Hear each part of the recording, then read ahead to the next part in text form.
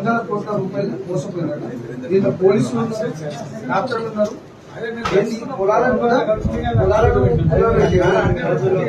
పొలాలను కుదరబెట్టిండు, ఇళ్లను కుదరబెట్టిండు, house loan కూడా పెట్టుకుంటారు. ఒంటి పైన బంగారం కూడా కుదరబెట్టిండు.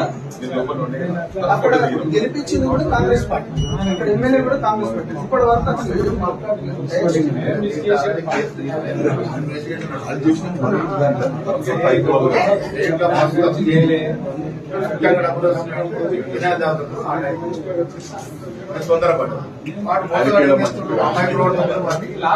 అసలు అమాయకులు దొరికినప్పుడు వాడు మోసం చేస్తున్నారు. మన తెలుగు గవర్నమెంట్ సీరియస్ ఉంది. చాలా మంది అరెస్ట్ చేసింది.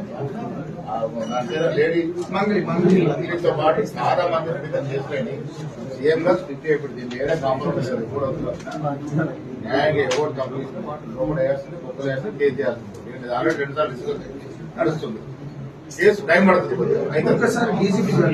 అవసరం లేదు. సీఎం నుంచి పోయినా సీఎం గారే ఇన్సూరెన్స్ ఐజీ చెప్పింది సీదా తీసుకోవాలి.